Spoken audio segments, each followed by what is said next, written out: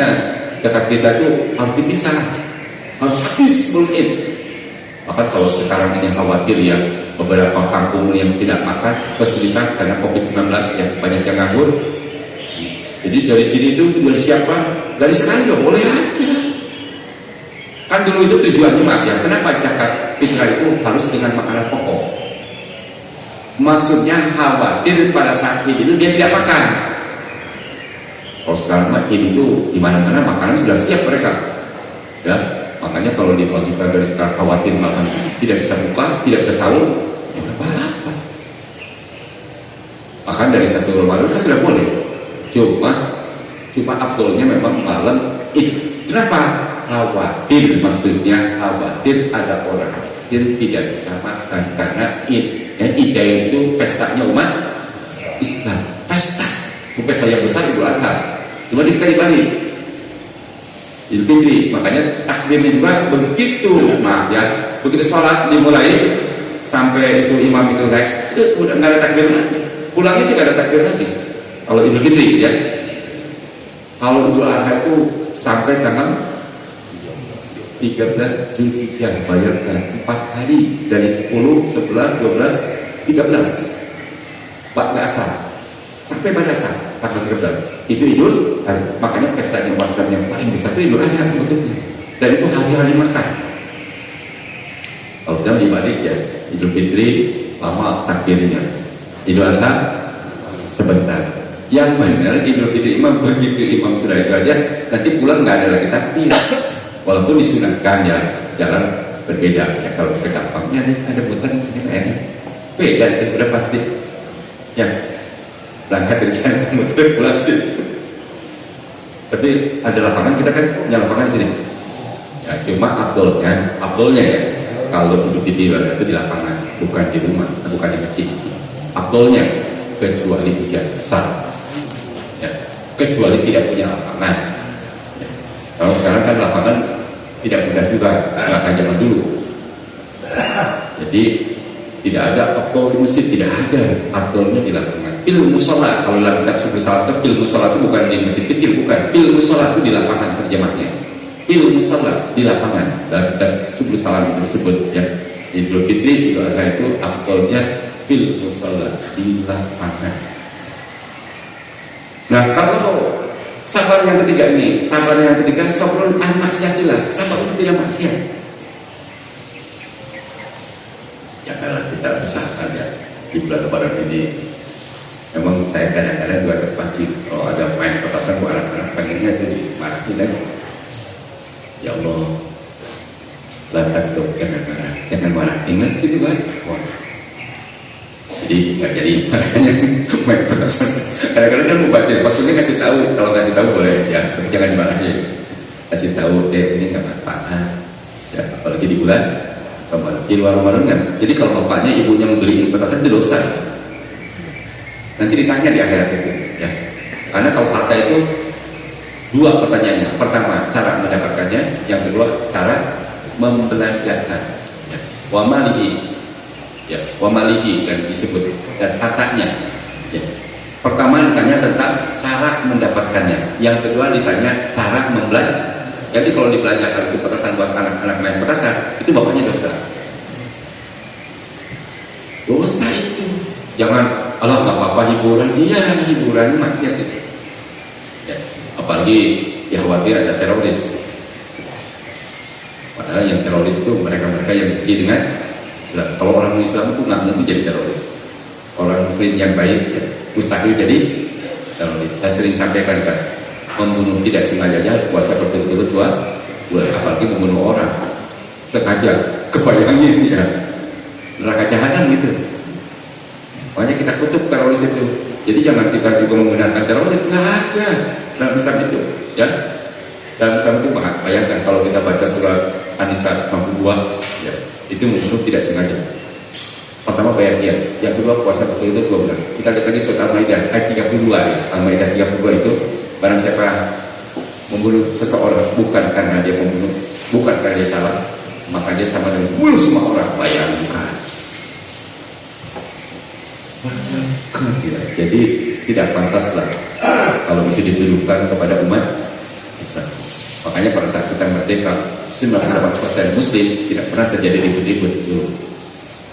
Yakin ya, saking tolerannya umat, kenapa sekarang kalau ada ribut-ribut?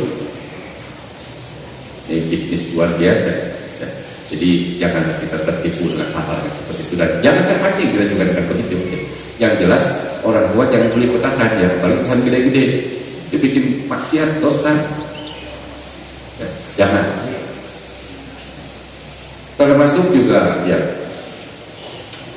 apa namanya itu, anak yang suka ngabuburit itu ya, laki perempuan bebas padahal sudah balik, itu juga dosa orang tua. Sebenarnya dosanya untuk dirinya, tapi orang tua juga itu dosa kalau dibiarkan. Itu maksiat itu ya. Ngabuburit, tahu ngabuburit? Ngabuburit sambil menunggu maghrib, tapi dia jalan-jalan berpasang-pasangan gitu kan, bukan mahram, nah itu kan dosa. Bukan di bulan Ramadan aja dosa, apalagi di bulan Ramadan. Nah, kalau dia bisa menjaga dari maksiat-maksiat itu, termasuk ngomong suami istri ya kepada pasangannya yang tadinya halal, bau-bau warung, janganlah merangsang kepada salah satu pihak, nggak boleh lah, gitu ya, sebelum terbenam. Kalau itu bisa menjaga, insya Allah. Makanya kalau 3 kesabaran ini bisa dilaksanakan, maka pahalanya tanpa batas. Dalilnya Quran surat Az-Zumar ayat 10. Masih ingat ya? Az-Zumar ayat 10. Surat Az-Zumar ayat 10. Surat 39 ya, ayat 10.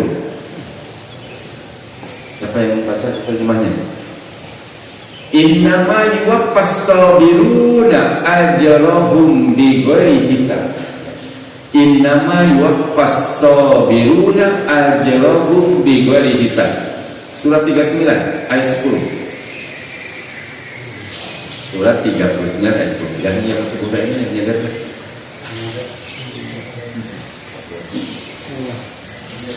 Surat 39 ayat 10. Surat 39 ayat 10. Enggak.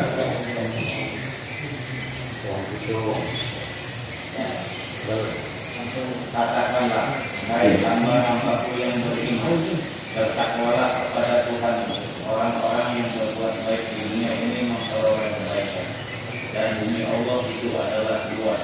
Sesungguhnya hanya orang-orang yang bersabarlah yang disebutkan pahala mereka tanpa alat. Sungguh hanya orang-orang yang sabarlah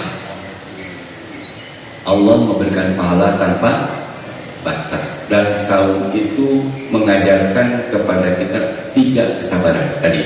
Sabar untuk menahan lapar haus, sabar untuk taat kepada perintah Allah, dan sabar untuk tidak maksiat. Ternyata tidak maksiat itu harus sabar. Jadi sabar itu hanya bukan untuk kebaikan saja, untuk tidak melakukan maksiat pun harus sabar. Makanya kalau ada orang ngajak ribut-ribut ya berantem, tolak. Saya sedang puasa, saya sedang sahur. Ya, maaf.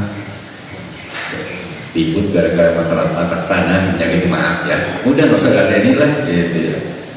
Ribut. Tanah seberapa dibacok lagi repot, mati lagi kan. Al-qatil wal maktul, al-qatil wal maktul, finnar, bayangkan. Yang membunuh dan yang dibunuh itu masuk neraka. Hati-hati. Makanya kalau membunuh orang ya, kita saja hati-hati loh. Al-qatil wal maktul finnar, yang membunuh dan yang dibunuh masuk neraka. Sampai sahabat bertanya, ya Rasulullah, kok yang dibunuh masuk neraka? Kan dia juga inginnya ngebunuh, cuma dia lebih duluan, dia kebunuh. Ya kan begitu? Kan niatnya juga dia ingin menghajar dia juga gitu kan. Cuma dia keduluan gitu, mati rugi. Yang hidup masih sempat tobat kan, yang sudah mati. Makanya hati-hati ya, jangan ribut, apalagi di bulan Ramadan. Makanya kalau dalam Islam jangankan buat teror ya. Kita ini dengan tetangga aja sopan baik, senyum gitu ya, sodako kan gitu. Dalam hadis itu disebutkan, dalam hadis apa itu disebutkan senyum aja sodako dengan tetangga, walaupun dia kafir. Kalau masalah hubungan ketetanggaannya kita harus baik ya. Asin jarok awal karena kafir berbuat baik dengan tetangga sekali berkafir gitu ya. Senyum, justru dia dengan bola senyum kita ini, dengan sopan santun kita ini, mudah-mudahan dia masuk. kalau kita ke akhlak bagaimana dia kita tertarik apa yang tertariknya gitu. Justru tertariknya Rasulullah itu dan para sahabat itu karena Rasulullah itu orang yang memang sopan gitu ya. Cuma jangan assalamualaikum aja dengan dia. Assalamualaikum nggak usah, karena di Islam tidak diajarkan. Kalau pagi-pagi dia selamat pagi, kalau sore selamat sore. Tapi kalau udah sama muslim, kapan saja mau siang, mau pagi, mau malam, asal. Mudah-mudahan 3 kesabaran ini kita bisa raih sampai ujung sahur ya, agar kita dapat pahala tanpa batas. Dan itu janji dari Allah. Kalau Allah sudah menyampaikan pasti benar. Ternyata yang baca tertibatnya masya Allah ya. Umurnya sudah berapa itu? Umurnya sudah berapa Pak? 58. Oh masih muda. Pantesan seger bacanya. Baru 58 masih muda. 58 masih muda. Kalau ketua yayasan ya sudah berumur lah gitu ya. Yayasan 60 berapa sekarang? 65 ya. 64 sudah lumayan. Sudah termasuk laki-laki. Ya. Pak Nyoman masih muda, Pak Nyoman. Baru berapa Pak Nyoman? Jadi mudah-mudahan kita dengan diberikan umur panjang ini ya, bisa melaksanakan Islam dengan benar, apalagi di atas 70 masih juga tahu alhamdulillah. Tapi kalau bagi orang yang tidak kuat, maaf ya, kita punya saudara atau orang tua yang sudah tua banget, tidak usah sembuh ya. Wa 'alal ladzina yutiqunahu fidyatun ta'amu miskin. Bagi orang yang tidak mampu lagi puasa, bayar fidyah saja. Bagi orang yang hamil ya, dan menyusui, bayar fidyah saja. Sekalipun ulama mengatakan nanti qada dan fidyah, tapi ada ulama lain seperti Abu Hanifah itu fidyah saja. Apalagi kalau dalam sakit 1 tahun 2 tahun 1, bagaimana mau qada dia? Ya, itu fidyah saja kalau menurut Abu Hanifah. Ya, mana aja ngambil dalil yang paling kuat ya, anak yang yakin gitu. Tapi kalau Imam Syafi'i wajib qada dan wajib fidyah. Kita kan boleh nggak ngambil dalil yang paling kuat, itulah disebut tarjih. Jadi tidak harus bermazhab Syafi'i, yang bilang harus siapa? Tadi Imam Syafi'i tidak pernah nyuruh begitu. Abu Hanifah juga tidak pernah nyuruh. Barang siapa yang ingin selamat, ikutilah aku, tidak pernah. Tapi yang ingin selamat, ikutlah aku, yaitu Rasulullah. Satu-satunya kalau kata ulama yang ulama beneran ya, bukan ulama, karena sekarang banyak ulama. Jadi ulama yang benar itu mengatakan hanya di kuburan itu saja satu orang yang bisa tidak pernah salah, yaitu Rasulullah Muhammad SAW. Ittiba kepada beliau. Kalau ittiba kepada beliau itu hukumnya wajib. Dengan kira ulama itu ngambil dari yang mana boleh. Tapi kalau pesantren taufik itu tidak boleh. Ya kalau tidak boleh silakan aja. Karena kalau ngaku mazhab Syafi'i harusnya pakai sadar. Karena pakai sadar itu menurut mazhab Syafi'i hukumnya wajib. Jadi janganlah kita suka ngaku-ngaku ya, saya bermazhab Syafi'i, sadar aja bukan. Ya. Jadi jangan hanya ngaku doang ya. Jadi kita maksud saya mau mengikuti pendapat Imam Syafi'i boleh, Imam Hanafi boleh, Imam boleh. Yang suku Wahabi itu mengikut Ahmad bin Hambal. Itu benar, itu Ahlussunnah wal Jamaah. Gegabah tuh kalau ada orang yang mengatakan itu bukan Ahlussunnah wal Jamaah, itu gegabah itu saudara kita itu. Yang ngaku salafi sekarang ya. Yang disebut Wahabi itu, yang nyebut-nyebut Wahabi itu biasanya setengah. Hati-hati, kita cuma suka ke jebak-jebak aja kita. Ya, gara-gara tidak tahu lah Wahabi, gara-gara makanya nih imamnya berubah orang sini, baca bismillahnya dijaharkan, takut bilang Wahabi mungkin. Ya, sebetulnya baca bismillah dijaharkan, istirkan dua-duanya. Tadi juga benar, cuma jangan takut dibilang Wahabi aja gitu. Gara-gara tidak baca bismillah, takut dibilang Wahabi. Karena ciri orang yang beriman yang baik itu yang dicintai Allah itu wala yakhafuna laumata laim. Coba lihat Quran surah Al-Maidah 54. Al-Maidah 54. Ya ayyuhalladzina amanu may yartadda minkum an dinihi fasawfa ya'ti Allahu biqaumin yuhibbuhum wa yuhibbuna azzillatin 'alal mu'minin izzatin 'alal kafirin yujahiduna fi sabilillah wala yakhafuna laumata laim. Dari kapan tuh? Yutihi man yasha wallahu wasi'un alim. Ibu-ibu silakan tuh. Al-Maidah 54, terjemahnya aja. Al-Maidah 54. Atau bapak yang tadi yang 58, bapak yang 58. Oh yang dari ibu silakan ibu. Ya mengapa? Ya ibu.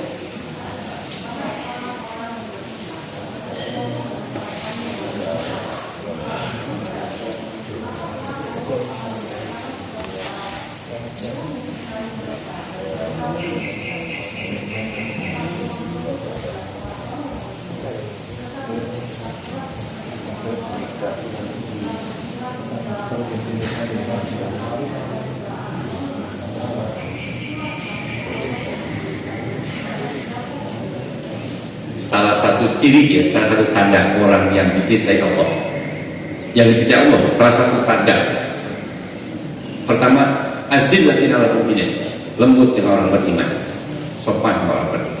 Jangan dibalik ya, itu orang beriman kalau hati-hati. Jadi dengan orang beriman lembut, tidak kasar, seperti bahkan seorang ulama mengatakan seperti hubungan seorang anak dengan orang tua dengan anaknya, kasih sayang.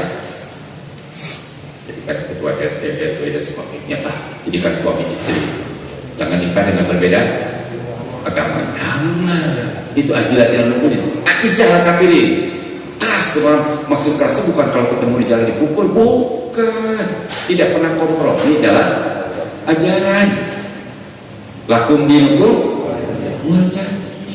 Rasul itu di Mekah saja ditawarkan oleh orang kafir Quraisy, yang Muhammad, hari ini kita beribadah sesuai dengan keyakinan kamu. Saya ikuti.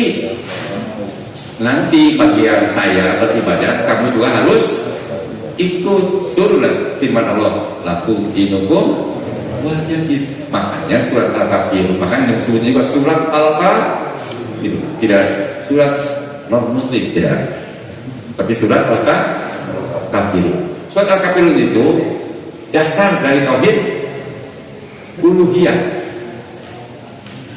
dasar dari tauhid uluhiyah. Makanya tidak pernah kompromi masalah-masalah itu, tidak usah. Izah maksudnya tidak orang kafir itu tidak mengucapkan assalamualaikum juga walaupun atasan kita gitu. Tidak kompromi kalau masalah begitu, karena atasannya takut ditelepon assalamualaikum, kenapa boleh lah. Atasan pekerjaan maksudnya ya, tidak usah assalamualaikum, selamat pagi, selamat sore, selamat siang, cukup. Itu kan sopan. Ya, jangan assalamualaikum itu ibadah. Aktif sangat ke Rasulullah. Mengucapkannya sunnah, menjawabnya ibadah itu bukan main-main. Mengucapkannya sunnah, menjawabnya wajib. Selamat pagi tidak jawab, dosa enggak kalau nggak dijawab? Enggak, cuma kurang sopan aja. Kurang sopan enggak? Kalau nggak dijawab kurang sopan loh. Orang bilang selamat pagi kok pura-pura aja ya, selamat pagi lah Pak. Ya, bilanglah selamat pagi. Kalau ada bilang selamat sore ya, non muslim kepada kita, ya bilang selamat sore. Jangan pura-pura sombong itu, jangan. Apalagi malah membuang muka, jangan. Senyum aja gitu biasa.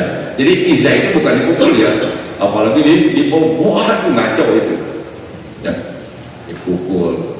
Justru dengan lembut lembutnya muslim itu, dengan sopan santunnya muslim itu, dengan dakwah yang sangat bagus itu, sehingga orang kafir itu, makanya kenapa di Eropa sekarang itu ya, di Eropa di Barat itu banyak orang masuk Islam, alhamdulillah. Di kita banyak yang murtad, di sana banyak yang masuk Islam, alhamdulillah. Di negara maju sudah bosan dengan hidup belangkor itu, cari kebenaran mereka. Mereka kalau udah nyari beneran. Kalau orang nyari kebenaran, insya Allah dapat hidayah. Tapi kalau pembenaran nggak bakalan. Kalau pembenaran dengan dia punya keyakinan nggak bakalan. Tapi kalau nyari kebenaran, insya Allah dapat hidayah. Walaupun tadinya benci dengan Islam. Sekarang ini kebanyakan orang bukan mencari kebenaran, tapi pembenaran. Ya, hati-hati, bahaya itu. Yang salahnya dibilang benar. Jadi kalau ada isu-isu Wahabi itu hati-hati, bukan. Seperti isu-isu dari orang-orang, kalau tidak komunis ya Syiah. Hati-hati, jangan mau jadi domba. Dia tidak tahu lagi itu Wahabi. Dia tidak punya suku Wahabi. Jadi jangan terpancing dengan itu. Itu laku ya. Gorengan itu masih laku bagi orang-orang yang masih di pinggiran. Ya, masa orang kota, orang Yasin masih juga bisa termakan seperti itu, nggak pantas lah gitu ya. Apalagi sektor 6. Apalagi kalau yayasan juga alhamdulillah setia dengan Pancasila dan UUD 45 karena bekas militer ya. Makanya kita harus paham juga UUD 45 pasal 29 itu ayat 1 itu apa isinya? Pasal 29 ayat 1 ayat 1-nya nggak lurus Pancasilanya ya. Pasal 29 ayat 1 apa? Negara berdasarkan ketuhanan yang maha. Udah hebat. Pendiri negara luar biasa. Maka tentara itu lulus supaya takwa. Sudirman itu ya. Sudirman itu dulu. Jenderal pertama itu kan Sudirman ya. Itu orang Muhammadiyah. Luar hebat itu, luar biasa. Pasal 9 ayat 1 itu negara berdasarkan ketuhanan yang maha esa. Ayat 2-nya menjalankan agama sesuai dengan keyakinan masing kan kepercayaan masing. Kita yakin nggak dengan Quran Sunnah pedoman hidup? Yakin. Berarti benar itu. Ya, jadi kalau disebut Wahabi itu, saya sendiri bukan bagi Abu Wahab ya. Cuma kita kan harus toleran, dengan beda. Jadi mereka yang mengaku Salafi itu, yang disebut Wahabi yang sekarang di Timur Tengah itu pengikut Ahmad bin Hanbal. Itu benar, itu Ahlussunnah wal Jamaah. Bahkan di NU itu diakui ya 4 mazhab kan. 4 mazhab diakui kan. Imam Syafi'i, Hanafi, Maliki, Ahmad bin Hanbal. Itu Ahmad bin Hanbal kan. Itu Ahmad bin Hanbal itu Ahlussunnah wal Jamaah, bukan Ahlussunnah wal Gagabah. Tahu Ahlussunnah wal Gagabah? Ahlussunnah wal Gagabah, hati-hati. Ya. Masih ingat kan bid'ah itu selalu terkait dengan yang 6 ya. Waktu, tempat, cara, sebab, jenis. Waktu, tempat, cara, sebab, jenis. Jadi jangan begini, bid'ah itu ada. Itu hadis Al-Fatihah ada. Jauhnya bid'ah gitu kan. Banyak hadis-hadis yang menyebutkan. Tapi jangan mudah-mudah juga nyebut bid'ah kan gitu maksudnya. Paham nggak? Bid'ah selalu terkait dengan 6. Waktu, tempat, cara, sebab, jenis, hitungan, jumlah. Contoh hitungan jumlah ya. Ada orang punya istri 5, bid'ah nggak? Bid'ah nggak? Punya istri 5? Ya bid'ah gitu. Haram tuh yang satunya. Itu bid'ah itu hitungan. Kurban, karena ketua yayasan gitu ya, dengan teman-temannya, urunannya nggak tanggung 10 juta satu orang. Ya, jadi 10 juta satu orang untuk 20 orang, boleh nggak? Kurban sapinya segede, sapi 100 juta untuk 10 orang, jadi satu orang 10 juta, boleh nggak? Bid'ah itu, gitu paham nggak? Paham nggak bukan dia? Kan maksimal 7. Toa, ini masih muda, ini siapa namanya? Ini yang kita mantan. Siapa namanya? Harun. Ustaz Harun ini ya, Ustaz Harun karena masih muda, toamnya 17 kali. Saknya aja 17 kali. Mumpung masih muda, sehat. Sah nggak? Ya bid'ah namanya. Sholat subuh gitu kan. Khawatir kalau 2 rakaat nggak terima, kita 4 rakaat saja supaya sempurna, gitu kan? Bid'ah nggak? Nah itu maksud bid'ah itu begitu, contoh bid'ahnya begitu ya. Jadi jangan tidak ada bid'ah sedikit-sedikit, ya bid'ah itu aja, maka jauhi. Contoh jenis sekarang, nikah satu jenis, bid'ah nggak? Nikah satu jenis bid'ah nggak? Bid'ah haram itu. Kalau bid'ah itu, dolar, berarti bid'ah. Setiap dia sesat dan tempatnya di hadis itu nikah satu jenis ya kan suka sama suka Ustaz nggak apa-apa. Makanya hebat ya apa namanya ulama-ulama fikih itu istilahnya sampai disebutkan nikah itu harus jenis kelaminnya berbeda. Disebut itu luar biasa. Jenis kelaminnya harus berbeda. Jadi kalau nikah jenis kelaminnya sama itu bid'ah. Kurban dengan gurame 1 kuintal itu, oh ya kurban maaf ya panjang banget karena punya kolam banyak gitu kan. Kurban, saya Ustaz nggak punya domba, punya juga itu apa namanya gurame 1 kuintal dan kurban, boleh nggak? Nggak boleh. Ini kan ibadah sosial Ustaz. Iya ibadah sosial. Kalau Anda ngasih aja, tapi bukan kurban. Kuda aja walaupun harganya 7M gitu ya tidak boleh dipakai kurban. Itu jenis, itu bid'ah namanya. Ayam 100 ekor biar gampang ngebaik giginya gitu daripada domba. Mendingan beli ayam 100 ekor atau 50 ekor saat pagi-pagi. Itu bid'ah namanya yang begitu ya. Jadi jangan begini, wah Pak, terserah saya. Kalau terserah saya nggak usah masuk Islam. Kalau terserah saya, ya. Kalau terserah saya itu ada namanya. Kalau komunis mungkin terserah saya. Makanya kalau tidak suka, hati-hati loh. Komunis itu garam loh. Dibunuh orang, dia mengalahkan semua cara. Sekarang buku sejarah saja udah mulai dipalsukan, hati-hati. Penyusupannya luar biasa. Ini kenyataan loh, buku sejarah sekarang tokoh-tokoh muslim hilang. Malahan tokoh-tokoh komunis masuk. Ini kata apa? Hati-hati. Kita jangan kita tidak hati-hati Pak. Jadi kembali lagi. Habis waktunya. Oh iya, terima kasih jadi nanti.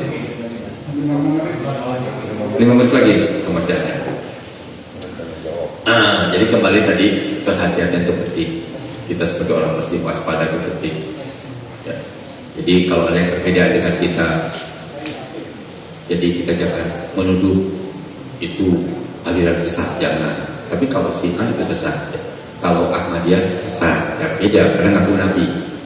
Tapi kalau yang disebut Wahabi itu bukan sesat, ya.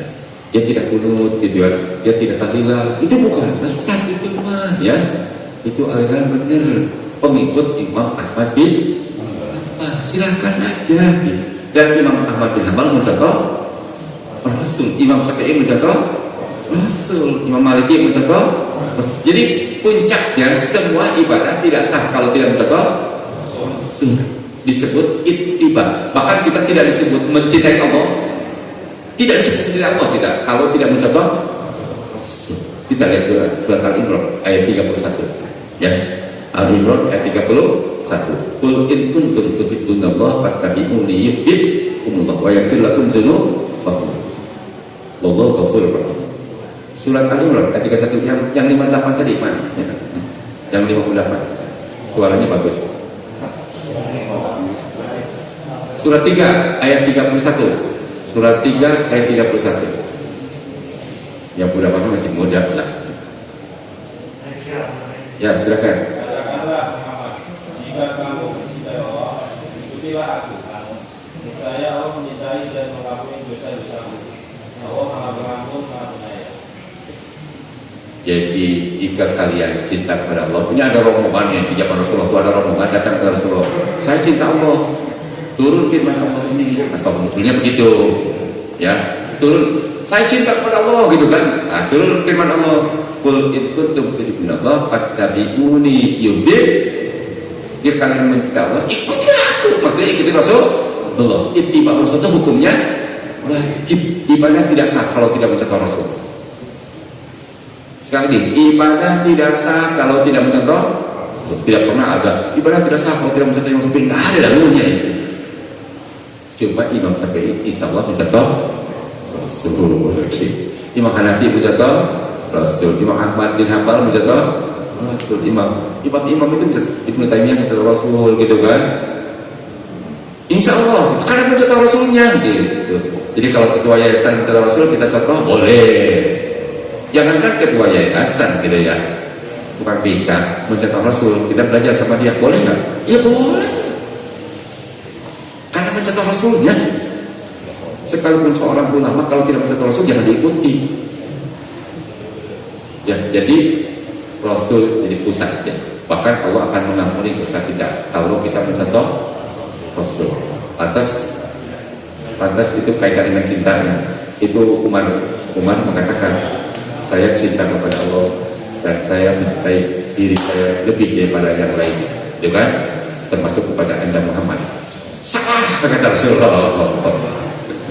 Kamu cintailah aku lebih daripada diri saya sendiri. Baru benar kata Umar bin, kata Rasulullah kepada Umar bin. Maksud cinta tadi mencontoh. Jadi jangan ngomong, saya cinta Rasul tapi contohnya enggak, itu bohong itu. Itu cinta palsu. Justru orang cinta Rasul itu mencontoh. Saya kira berhubung waktu hadis ya. Dan untuk yang berhadis, subhanaka Allahumma wa bihamdika asyhadu an la ilaha illa anta astaghfiruka wa atubu ilaik. Assalamualaikum warahmatullahi wabarakatuh.